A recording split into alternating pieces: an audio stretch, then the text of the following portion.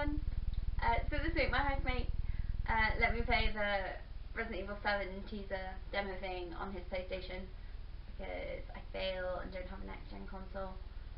So yeah, so I'm going to talk about that this week. So I wish I could say that I've been a fan of the series from day one, but I can't. I have vague memories of watching my brothers play. I want to say the second one.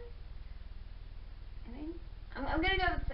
I feel like they were looking for Sherry, so I'm gonna go with Resident Evil 2. So vague memories of that, and like when I was in school, I used to play Resident Evil in the playground and run around pretending that there were zombies, because that's what you do. But I didn't properly get into the game series until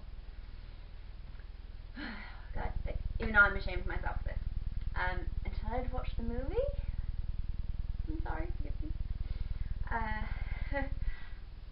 So those of you that know me well know that I can rant about how much the movies suck and why the games are so much better. And I'm not going to do that now, because that's like a whole other video, and there's other videos that cover that, which I could link in the description, so I'm gonna, if you care that much, they're down there. But yeah, it wasn't until the first time I watched that, and to be honest, I did like it the first time I watched it. Not anytime since, but the first time I did enjoy it, and I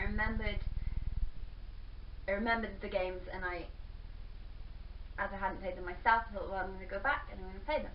And I think I played the first one first, and at that point I was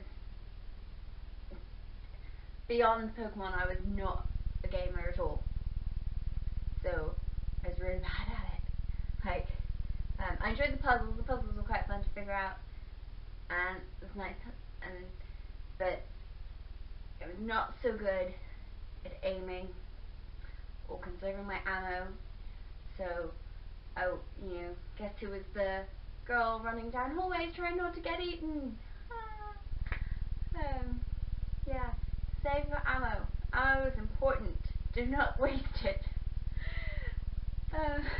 Here, I played the first one, and then the third one, I think, and then the fourth one, and then 0, and then 2. I don't know. It Veronica's in there somewhere too. I don't know. I didn't have the money to just buy the games and play them in order, so it was a case of what I could find second hand, or what other people owned and I could borrow or play at their house.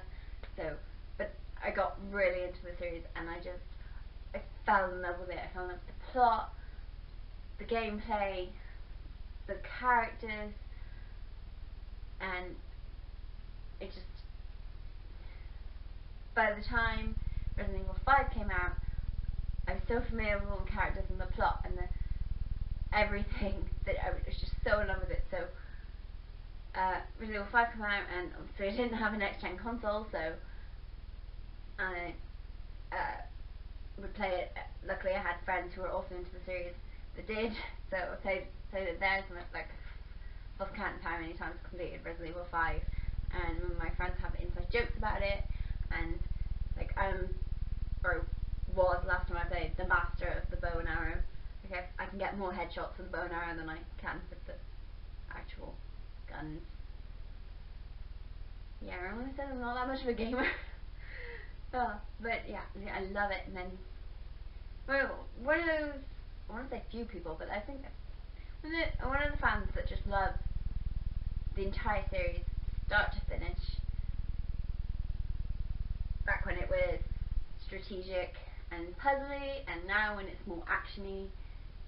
Because, while I do prefer the strategic, puzzly gameplay, by the time they made the switch to action, I was already so in love with the characters well, by the time I made the switch, because they switched to action before I got there.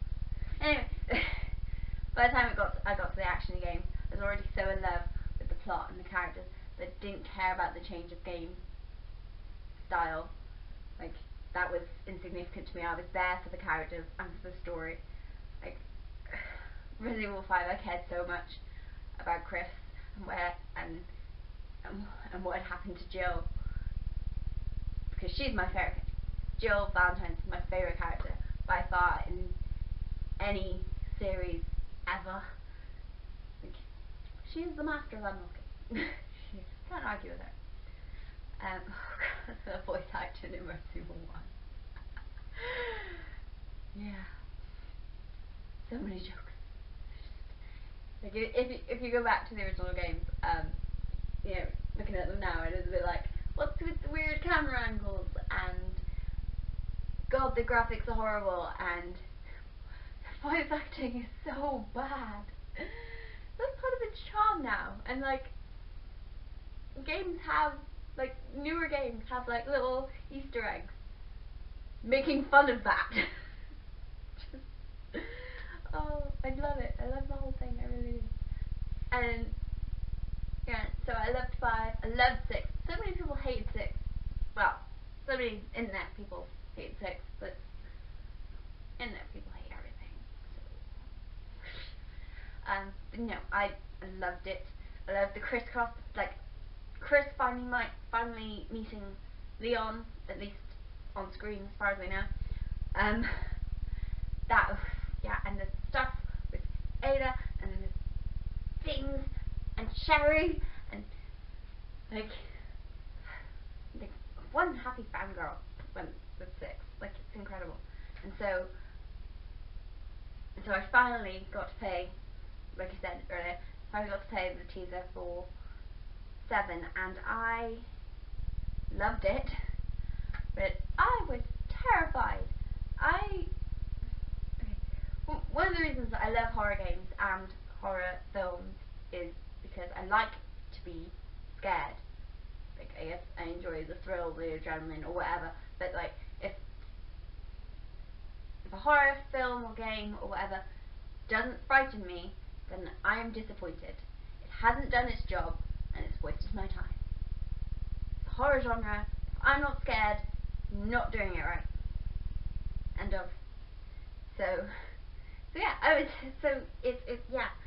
The teaser, it's a very creepy atmosphere. Like, there's this really unclear, like, intro video of how you've ended up where you are, and you wake up in this abandoned house, and the text on the screen just tells you, find your way out of the house. And it's typical Resident Evil atmosphere. It's very, reminds me of the earlier games more, because you don't have a weapon.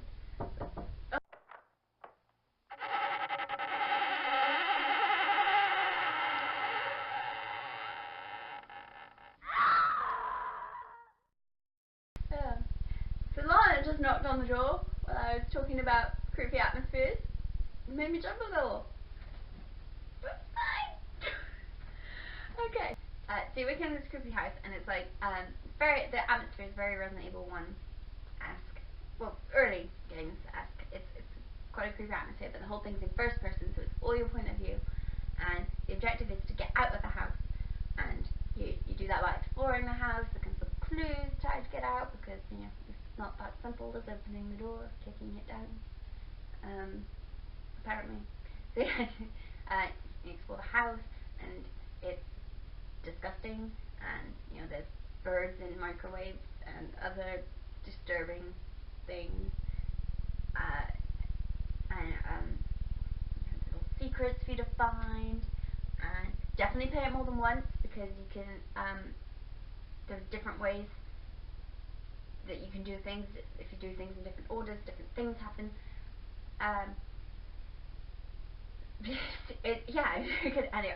Honestly, I was on edge the whole time, because you don't have weapons. Like, in pretty much every Resident Evil game ever, you have a weapon. Like, it might be a few of the games, or little sections where you don't have a weapon until you find one, but the whole damn So you don't have a weapon, and that kept me really on edge. Like I was like, don't have a gun, I can't shoot anything, I can't. Yeah, I was really on edge. And just there's so many jump scares. Like I scare really easy with jump scares. I've not completed Dead Space because that whole thing is jump scares, and I can't do it. I can't. So yeah, so it gets me really freaked me out, and you know, stuff that moves when you're not looking, and stuff that changes. I was terrified, and I screamed like out loud, like a number of times, because my housemate made me play it with his like gaming headset on, so the sounds are right in my ear, and I was like going around, and I could hear footsteps above me, like someone was walking on the other floor, and noise behind. I freaked out. Okay, it was like to the point that I left the room that I was playing in, and I went into the living room, and my housemates were like, "Faye, what are you doing?" Like, what game are you playing? Because I was just beyond freaked out. And when I replayed it the next night to like do the exploring of other things that I didn't do, they felt the need to all sit and watch me play so they could laugh at me screaming and jumping. So, yeah. But it is incredible, and I'm so excited for the game to come out in January now. I can't wait. I have to force someone else to buy it so that I can play it on their console. Still don't have a next gen one. So that's it. If you're interested in the Resident Evil 7 teaser thing, but for whatever reason can't play it by yourself, or won't play it yourself, my friend's actually done a let's play of it over on his channel, which I'll put a clicky thing for here. And I will see you next week. Follow me on Twitter and Instagram. Woo! Thank you very much, Ellie. Don't forget to edit me out. Do you not want to be in my end blooper?